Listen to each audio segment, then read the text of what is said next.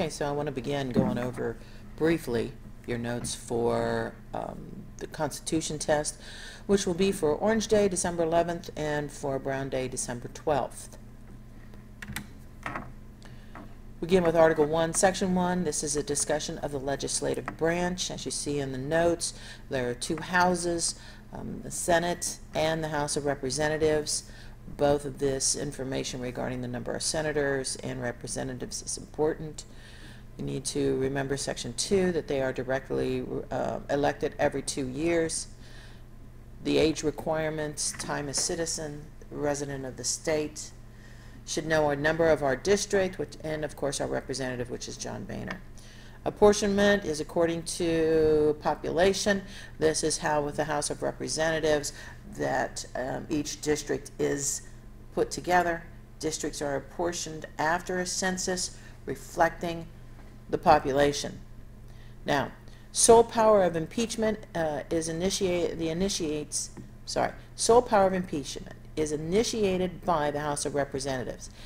If they do approve, then it is referred to Senate for trial. Section 3. This discusses the Senate membership. They are also directly related for a total of 6 years. 1/3 of the 100 senators stand for election every 2 years. They're your requirements for a senator, and our Ohio senators are Sherrod Brown and Rob Portman.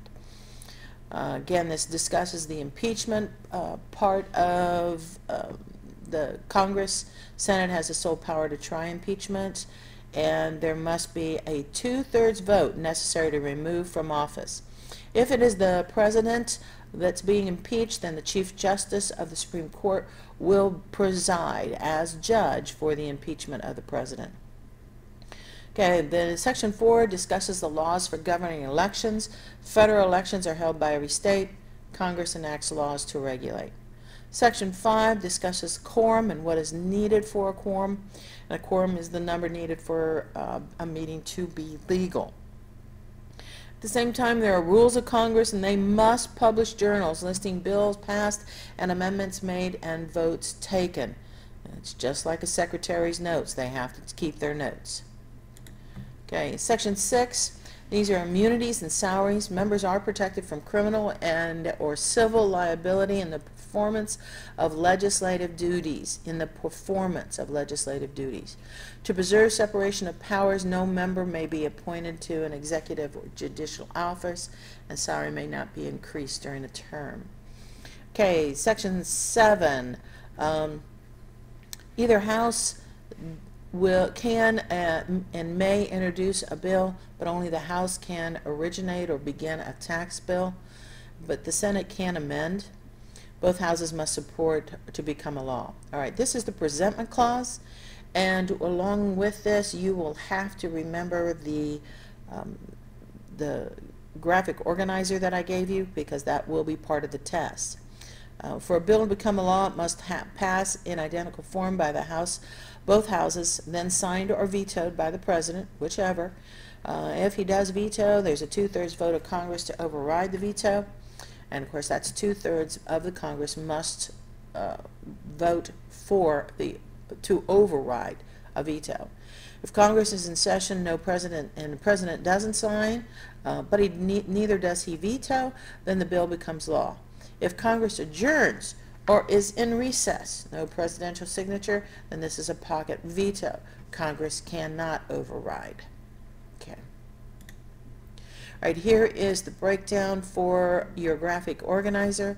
I'm just going to slowly scroll through this to remind you of exactly what happens here.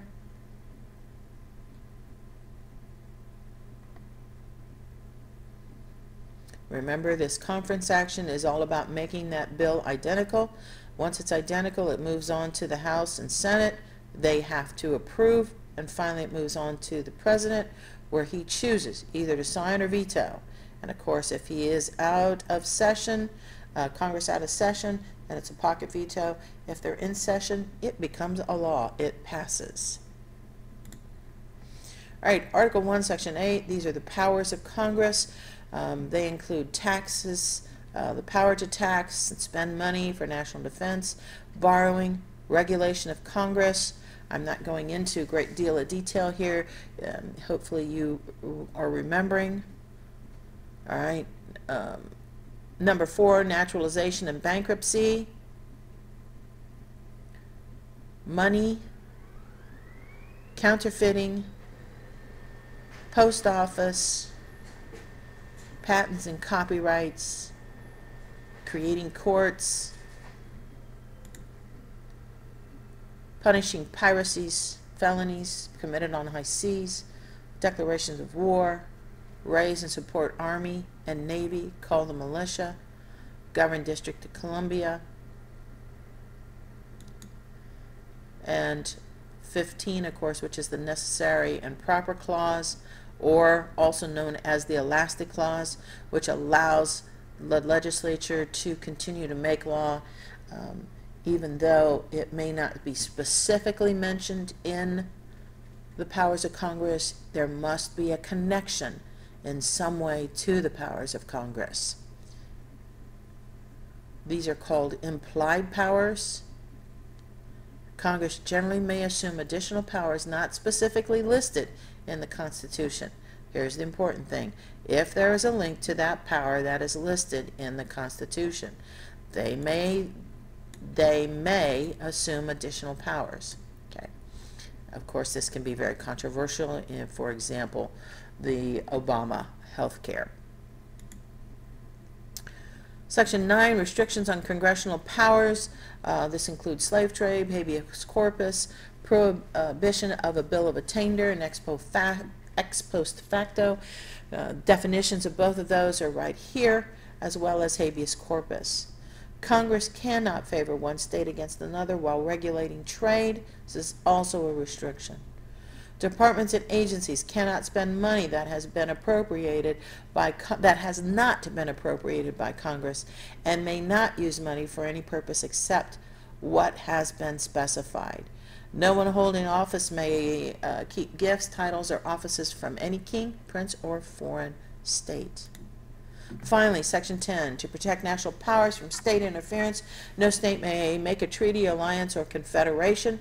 Also, without the consent of Congress, no state may lay any duty of tonnage. This has to do with shipping, keep troops, have ships of war in times of peace, engage in war unless actually invaded or imminent danger exists.